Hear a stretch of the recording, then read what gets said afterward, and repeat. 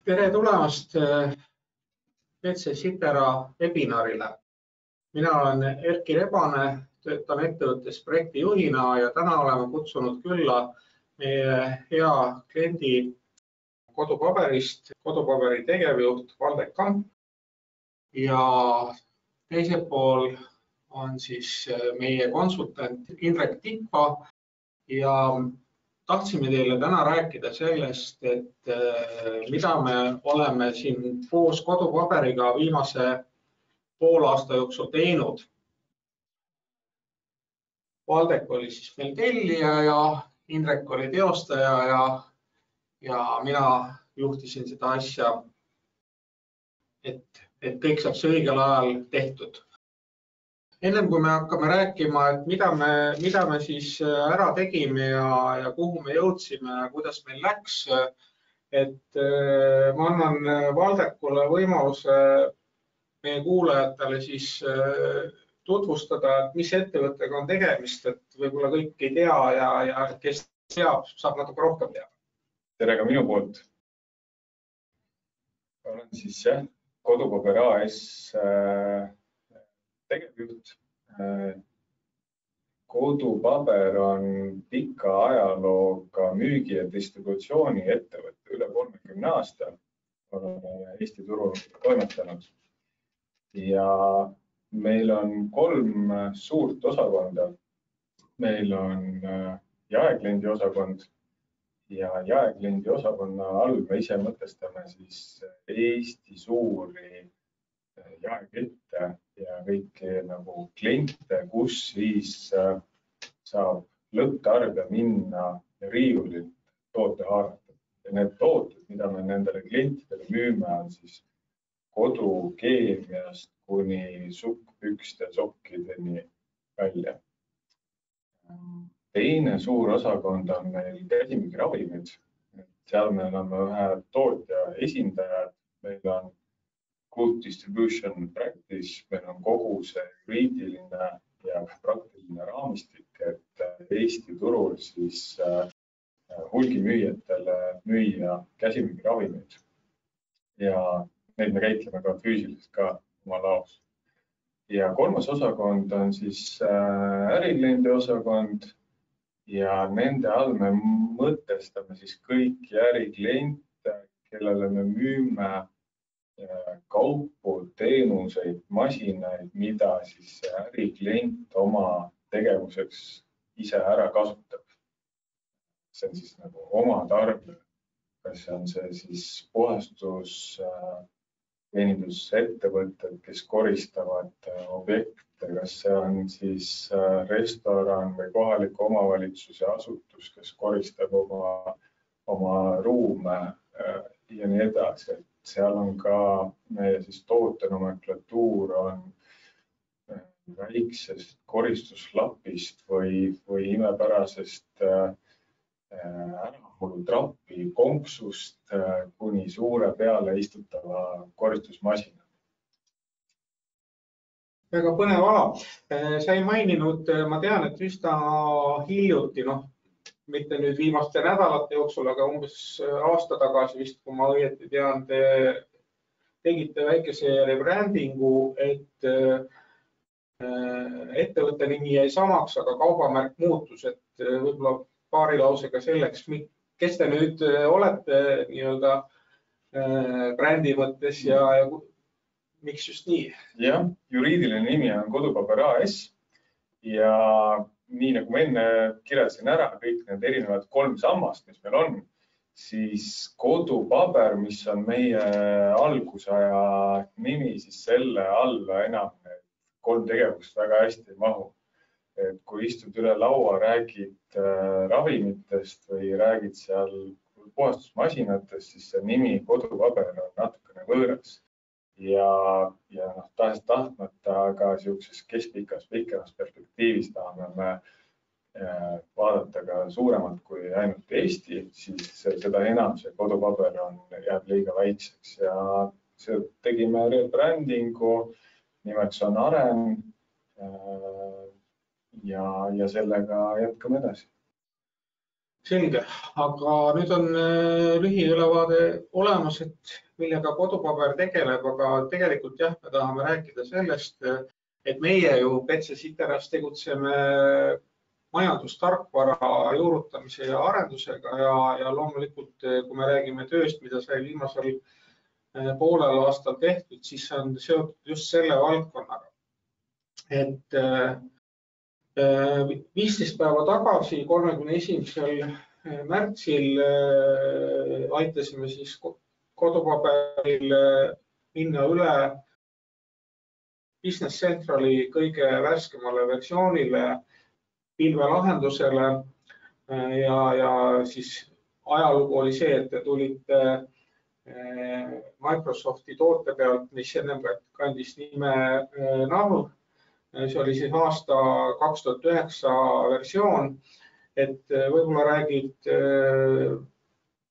mõne sõnaga, et kuidas te üldse selle Microsofti tooteni tookord jõudsite, mis vahepeal on juhtunud ja kust tuli nüüd see vajadus ja arusaame, et ikkagi nüüd on see õige aeg versiooni uuendada. See eelmine siis Microsoft Dynamics 2009 ja laiend oli R2 või midagi sellist. Ma ei tea, kas see teeb kellelegi midagi selgemaks. Aga see oli siis meil kasutusel 2011. aasta maikuust ja sellest eelnevalt kasutasime mingit programmi, mille nimi oli MOX. Selline DOS-i välimusega oli hästi palju, oli ka erinevaid programme seal kõrval. Loomulikult kõikide lemmik Excel oli erinevates variatsioonides kasutusel. Aga kuidas siis sellest MOX-ist Dynamicsi peale mindi, oli see, et tol ajal palgati siis väline konsultant, kes tegi kõik selle kaardistuse ära, et mis programm ja mis vajadusi see peaks üldse rahuldama. Ja jõuti siis selle lahenduseni, et Dynamics on siis meile see vajalik programm, mille peale siis otsiti partnerid, kes meile seda juurutaks ja oli see tookord siis Head Systems, kes meile siis selle juurutus. Peale seda sai seda kohendatud, toimetatud, mingil hetkel oli see ettevõttesse vaade, et loobusime, kuidas see oligi nüüd, versiooni garantiist või mingi selline lisatasu oli selle juures.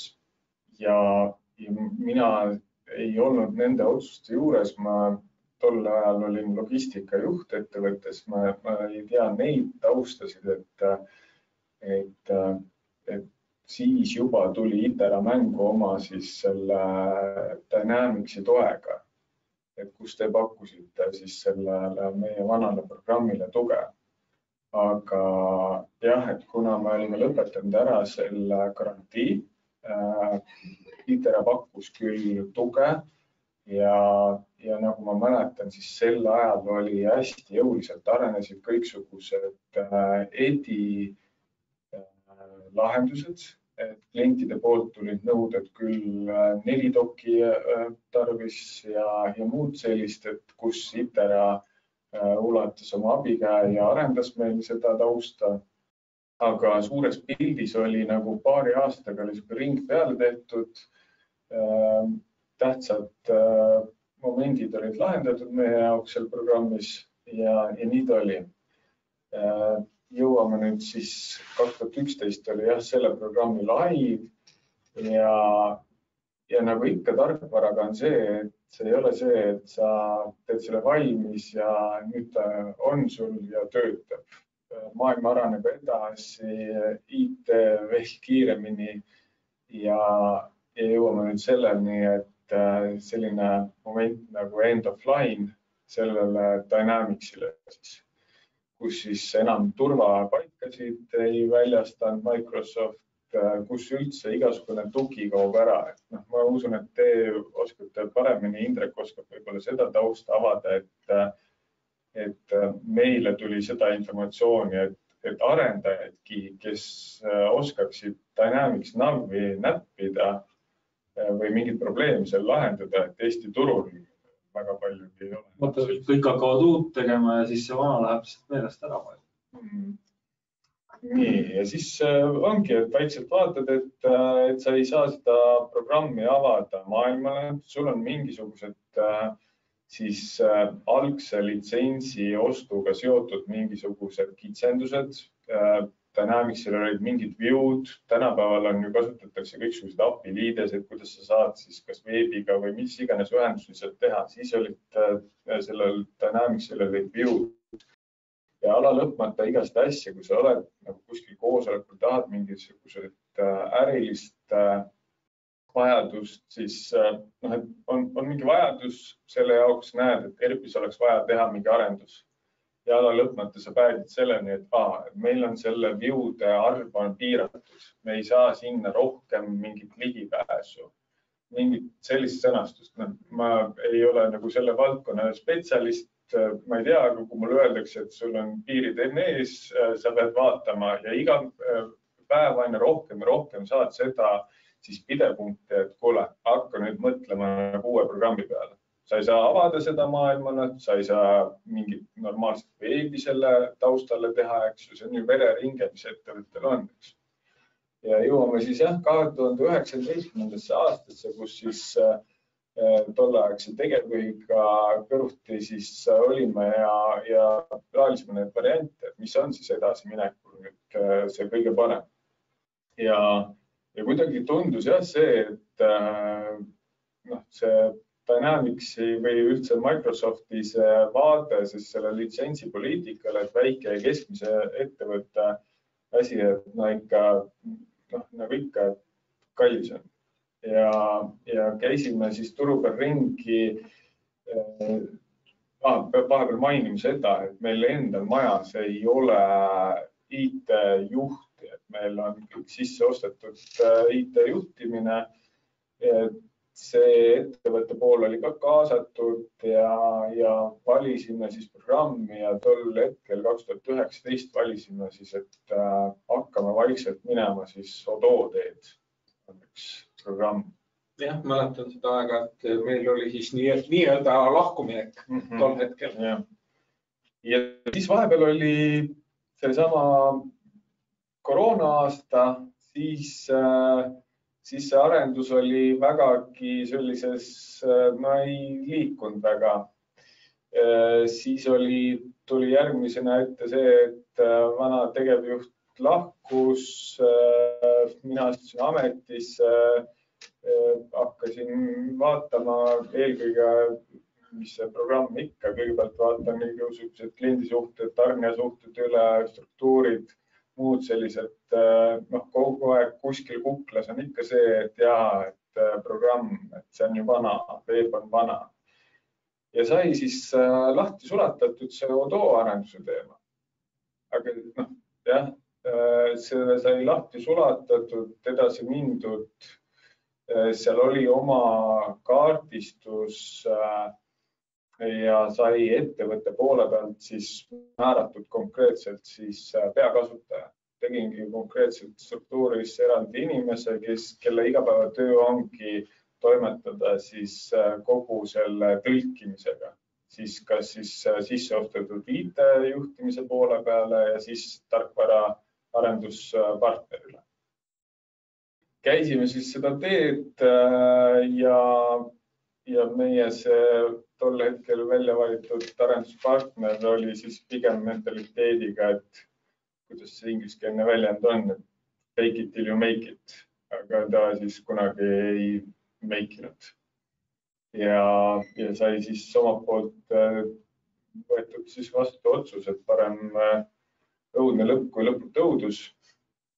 Ja nii nagu ikka, vahepeal pead sa sellised otsused tegema, et see arendus sai maha kantud.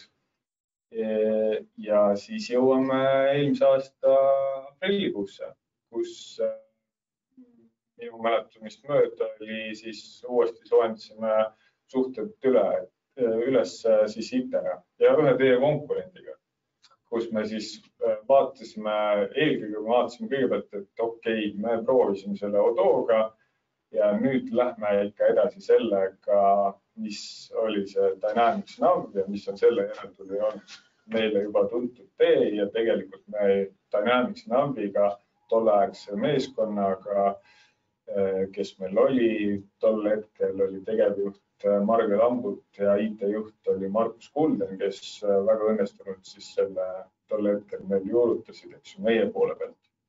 Et valime selle Microsofti toote ja lähme sellega edasi. Aprill eelmine aasta ja lõpuks siis valisime siis ITER-e. Jah, et nüüd võib-olla jõuamegi rohkem sinna projekti juurde, et millest oli nagu plaanis rääkida, et me jõudsime siis kodupaberiga kokkuleppele mai lõpus, juuni alguses ja alustasime esimeste töötubadega, et kuulajale võib-olla siis parema arusaamise huvides selgitan veel korra üle, et me läksime küll nii-öelda Navi järgmisele põlvkonnale, aga meie ei olnud selle Navi esialgsed juurutajad, et see, mis teil nagu tegelikult seal tarkvaras toimus, et ega me väga hästi ei teadnud. Ja leppisime siis kokku, et alustame sellise analüüsi disaini etapiga, kus me käime läbi funktsionaalsuse haaval ja siis selgitame välja, et millised eriarendused teil on tehtud ja millised peavad neist jääma ja mida saab maha jätta. Ja see... Mida uuena teha. Ja mida võib-olla hoopis teistmoodi teha. Et meil olid mingisugused märksõnad, kus me teadsime, et kindlasti midagi tuleb teha, kui lihtsad või keerulised need on, ega me päris täpselt kumbki pool sellest nagu aru ei saanud ja alustasime seda tööd ja siis tegelikult jõudsime ühe järgmise märgilise nii-öelda sammuni või trepiastmeni, mida me pidime hakkama ületama, oli see, et teie poolt ikkagi tekkis selge arusaamine, et olemasoleva veebiga, mis teil tol hetkel juba oli olemas, oli liidestatud vana Naviga, et enam jätkata ei soovi, et see tooks teile kaasa lisakulusid ja siis tegite ka kiire otsuse, et nüüd tuleb ka veeb uuendada, nüüd tuleb uus veebipartner leida ja leida selline partner, kes teeks need asjad, ütleme nüüd samasuguses tempos ära, nagu meil oli omavahel ERP-i üleminekuks kokku lepitud. Et võib-olla mõne sõnaga seda tausta veel avatasin, et see oli kogu aeg oli see ERP ja veeb olid nagu seotud. Loomulikult, kui ütleks nagu mingi õpetussõna, siis tehke nagu järk-järgult, et ärge samal momendil, et me läksime ju veeb ja ERP oli ju samal päeval live. Et loomulikult hoiaks neid eraldi, aga meil oli see möödapääsmatu selle tõttu, et nii nagu ma varasemalt rääkisin, siis mingisugustest maagilistest Navi viewdest, siis see meie vana veeb oli siis ühendatud meie selle Dynamics Naviga ja polnud mitte mingit soovi vana veebi, mis oli veel üle-eelmise Drupali mingi versioon, et seda viia uuele versioonile, kulutada selle peale, teha liidestamine uuele ERP-ile ja veel seda sellises vaates, et meie vana veeb oli siis meie kliendile justkui selline keskkond, kus me oleme ukse peal kirvega vastas ja taome teda eemale. Et meie veeb oli alla igasugused arvestused. Loomulikult tänasel päeval on meie veeb vägagi veel lapse kingades, aga meil on see raamistik on püsti ja me arendame seda, me elimineerime kõiksuguseid vigasid sealt. Aga võt seda, et panna seda vanat veebi ühendama nüüd Business Centraliga ei kuidagi tahtnud seda, et see oligi see oli otsus, et teeme need asjad koos, aga selle taustal oli ka pigem oli see, et aga siis haldame neid ootuseid. Et loomulikult see, et me selle veebi uuendasime, sellel on omad ju põhjused, oma äriline kaalutlus sellel, aga see on jätkuv arendus seal. Et jah, me ei saanud eraldi. Selge jah, et ega selles ei olegi midagi nii-öelda tagantjärgi vaadates ei ole midagi selles imelikku, et see otsus tuli teha kiirelt, et lihtsalt ütleme meile kui ERP-partnerile, see oli väike selline üllatus, aga ikkagi nagu pisikene niisugune, ütleme nii, et me vist seal projekti juhtrühmades ka ma julgesin olla pisut skeptiline, et suure tõenäosusega meil ikkagi esialgne kokkulepitud ajakava eelkõige. Ajakava ei pea.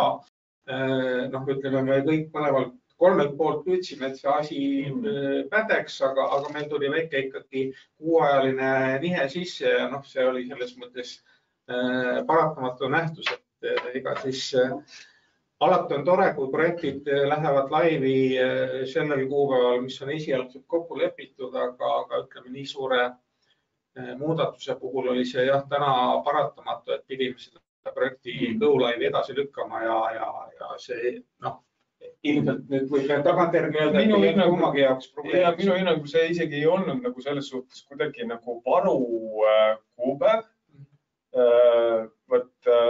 Minu hinnangul see esialgne, mis oligi üle laua, kõik tõdesid, et see esialgne on ambitsioonikas, võtame selle ambitsioonika eesmärgi ja siis, kui meil on tõesti, me näeme üks, teine, kolmas asi, et natukene silume veel neid ja meil on see bufferaeg ja lähme laivi, sest live momendil, nii nagu Indrek on ikka selles momendis alati öelnud, et see probleem tuleb kus iganes nurga tagant, eks ju, et me kunagi ei tea, kust mingisugune reaalne probleem tuleb.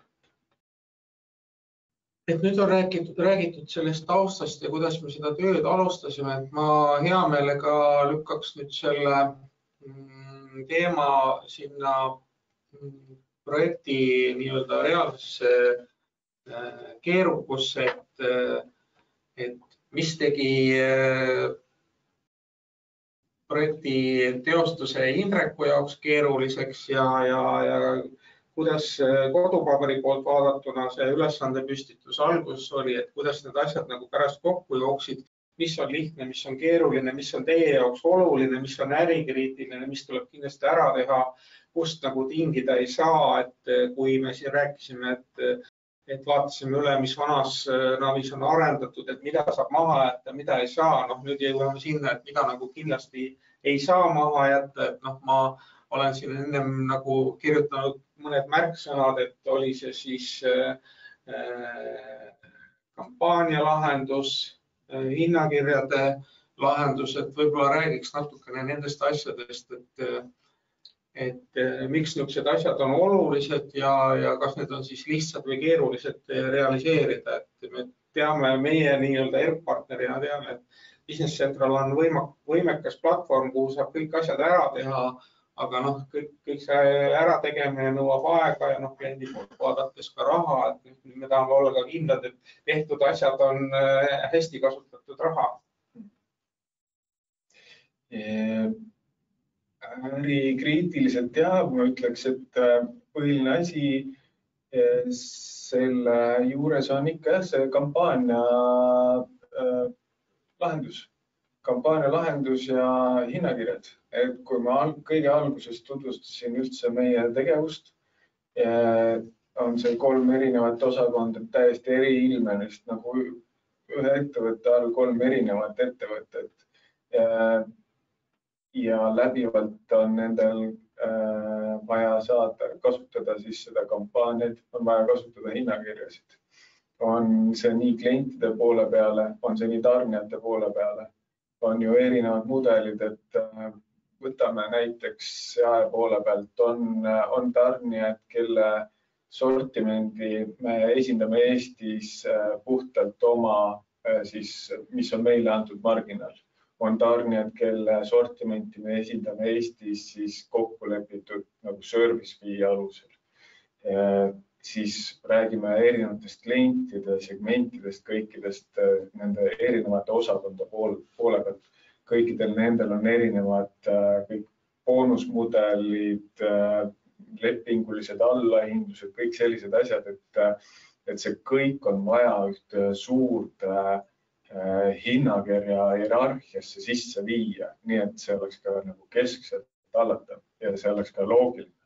Et nüüd ma usun, et Indrek saaks selle osas siis kaasa rääkida, kuidas meie maja inimestega siis koostöö läks, et ma usun, et seal läks ikka tunde ja tunde, et seda pundalt lahti arutada, et kuidas see kõige paremini realiseeruks. Nojah, ega siis need asjad on nii kaua keerulised, kui sa nendest nagu aru ei saa. Kui sa nendest aru saad, siis nad muutuvad aina lihtsamad. Tegelikkuses tagantjärgi võib öelda, et ega siis kõik need asjad, kui sa praegugi siin rääkisid seda, siis ma kujutan ette, et kõik, kes praegu vaatasid, ei saanud ka aru, kus see raskus on, mida need asjad käivad, aga kui nagu detailid nagu läbi käia ja leida need, et selles olukorras tehakse nii ja selles olukorras on nii, siis lõpuks ikkagi ma arvan, et praeguse selle kampaania osas sai päris hea ja ma arvan, et analoogne lahendus, mis teil oli, eks selles suhtes nagu kasutaja jaoks väga palju võib-olla nagu mõttemaailma seal pidanud muutma, aga ma arvan, et lõppkokkuvõttes ikkagi mõnes mõttes isegi nagu parem ja lihtsamini hallatav see asi. Et eks esimene kord tehes või tookord, kui te tegite, et siis kindlasti tehti ka rohkem ja mingite asjadega ei jõutud seal lõpunigi. Nüüd siis sai natukene selgeks räägitud ja tehtud lihtsamini. Ma küsin siis niiviisi, et kui sina konsultandina, ütleme, kui me räägime nüüd ikkagi nagu samal platvormil olevast ERP-lahendusest, et kuidas sa nagu läheneksid, kas püüaksid hästi töötavat asja nii-öelda rebrändides püüda võimalikult sarnane teha või tahaksid alustada puhtalt laualt, et unustame kõik, mis on tehtud ja hakkame nagu nullist läbi rääkima? Mõnes mõttes on ikkagi sellest, see on nii ja naa, aga tihtipeale on lihtsam nagu nullist alustada. Ega sa mingid koodi ületoomise ja selliseid asju, et sa võid saada ikkagi parema tulemuse, sest et aeg on muutunud, mingid asjad on sellised, et kui sa võtad nad kaasa, siis sa võtad lihtsalt mingi vana taaga kaasa, millega tegelikult ei ole midagi teha, et tegelikult on ikkagi hea asjad lasta läbi inimajude ja suhtluse, et võib-olla saab niisuguse. Selles suhtes oli küll, siin ma tulen vahele, ütlen, et mul enda poolt oli, mida ma ettevõtte sees siis käisin, ja proovisin ennast nagu ka tagasi hoida, et me mitte ühegi funktsiooniga, et ma ei tulnud nagu selle eeldusega, et me hakkame läbi ERP-i uuenduse ka samal hetkel mingit protsesse suuresti ümber kujundama. Et sellest ma loobusin kohe alguses. Teine asi, see ka, mis sa tegid, et mis oli õige, et kui on võimalik kasutada juba olemasoleva standardit, et võib-olla ennast natuke muutes, et siis ei hakka tegema seda arendust, kus nagu nähakse, et teeme niimoodi, nagu meil oli, kus oli arendus, aga tegelikult on võimalik ka standardidega teha, et siis seal hoidsid nagu niisugust head joon. Et just, et tahaks tahtmata selle vahepealse ajaga, kui aktiivselt sai siis arendatud vana NAV-i ja nüüd siis selle Business Centeri live momendist. Seal on nii palju on sellised momente, kus tahaks ju mingit protsessi hoopis teistmoodi teha.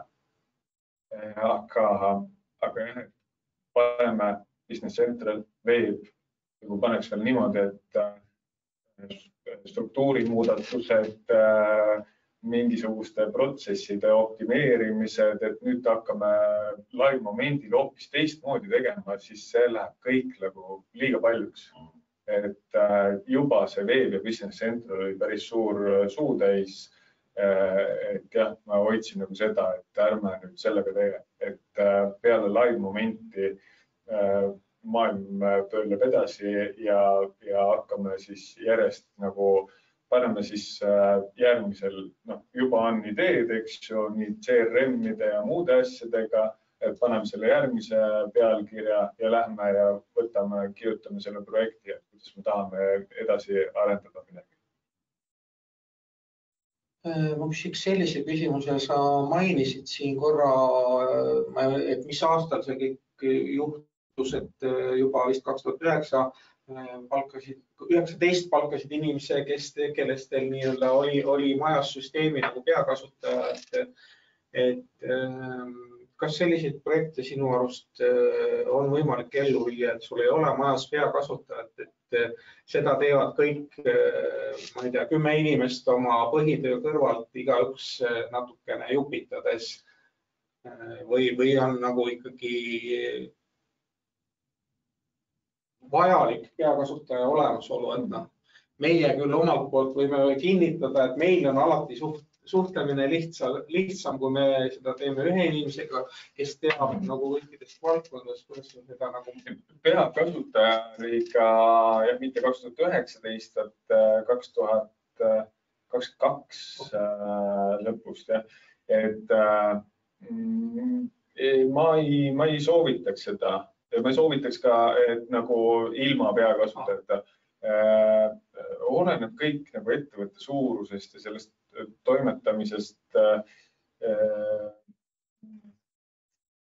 Keegi peab olema see, kes jälgib kokkulepitud eelarvet, kes on see viimane tõlk seal selle arendaja vahel ja oma erinevate funktsioonide vahel. Tema peab käima ju koosolekut. Kui on see niimoodi, et Indrek räägib üks päev ainult raamatupidamisega, räägib ainult ostuga, et siis Indrek peab hästi palju seda juttu ka ju kordama, peab nagu kõiki neid, kes tal üle laua istuvad, teemasse vedama sisse. See on ju ka ju projekti kulu, mida ju te hinnastate sinna, kõik need tunnid, et mida ju saab ettevõtte iseenda kanda võtta, kui on see keskselt siis üks inimene, kes juba toob need erinevad funktsioonid teemasse enne seda, kui üldse Indrek seal ruumis on. Või siis peale seda, kui Indrek on sealt ruumist lahkunud, on veel oma mingisugune debrief, nagu, et mis siis on, näiteks kas või see, et mida saab siis teha standardis. See on ju selline asi, kus ju inimesed ettevõtte siseselt peavad rääkima, kas see on teostatav või mitte. Eks ju. See ei ole see, et kunagi ei tule ju arenduspartner ruumi sisse, Indreku näol ja paneb kanna maha, et vot nii ongi. Tegelikult ei ole lõpuotsus on ikka ju kliendil.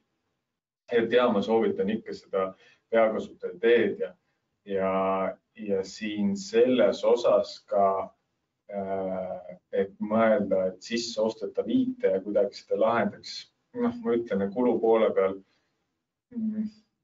seda omaniku vaadet ikka seda sisse ostetuna ei saa. Et sa ei saa eeldada seda, et kui sul on lepingune seal, et IT-juht või IT-juhtimine on sisse ostetud, et siis temal on nagu justkui sellist nagu motiveeritud vaadet sellele, et mis ajal lähme laivi ja ma ei oska nüüd öelda, mis suurusjärgu ettevõtte tegemist, eks, aga me nüüd paneksime mingid hullud trahvid ja muud sellised asjad, see ei ole ka nagu meie nagu modus operandi. Et ikka oma vaja inimene, kes ja meie siis peakasutaja on ikka hästi pikaajaline inimene, kes teab, kelle poole pöörduda, teab, kuidas need asjad käivad, on varasemalt juba, mis tema poole oli siis see, et selles momendis, kui ITR pakkus meile selle vana Dynamics Navi tuge, siis tema oli ka see, kes siis neid probleeme, mis selle Dynamics Naviga tulid, sisestas siis ITRL Jirasse ja lahendas, oli juba sel momendil oli nagu tõlgiks. Väga hea, et saime kinnitust, et see on alati meie soov olnud, et kui vähegi on ettevõtetel võimalus, siis ikkagi vähemalt projekti ajal, kui mitte nagu püsitöökohaga, oleks meil vastas selline inimene, kelle jaoks ERP-lahenduse juurutamine on nii-öelda põhitöö. Et jah, igapäevatöö kõrvalt, et kui mul jääb äkki reede õhtul aega, teen pool päeva, et sellise suhtumisega jah, on väga keeruline püsida eelkõige ajakavas. Et meil oli jah tõesti nagu lihtne, et Kristel, kui sa kuuled, et siis aitäh sulle selle töö eest, et meil oli jah sinuga koos väga lihtne seda projekti teha. Aga ilmselt me peame hakkama siin vaikselt otsi ka kokku tõmbama, et kui nüüd te olete 2 nädalat laivis olnud uue versiooniga, ma ei taha öelda, et ühtegi probleemi laual ei ole, mida tuleks edaspidi lahendada, aga kui nüüd nii tagasivaates, kuidas sa ise hindad, kuidas projekt kujunes sinu vaatest, mida sa teeksid teisiti kui üldse ja võib-olla siis veel ka hästi lühidalt, et millised mõtted on nii-öelda vahetult peale laivi, et mida veel tahaks teha, mis võib-olla sai edasi lükatud? No siuke oleks-poleksiga ei taha nagu väga tegeleda. Põhiasi, mis siin vahepeal sai öeldud, et oleks see kristallkuulik ja oleks kohe 2019 valinud selle tee, et Business Central on see tee, mida peaks käima. Aga see on täitsa mõttetu oleks-poleks, eks ju. See, et meil oli veeb ja ERP, see ei olnud nagu valik, aga nii ta tuli. Ja praegu ka 2 nädalat peale laivi, eks ju, tahtmata meil see nimekiri, mis vajab silumist, on päris korralik erinevate funktsioonide osas, aga ühtegi ärikriitilist mingit probleemi meil seal ei ole. Et minu hinnangul on õnnestunud laiv on praegu.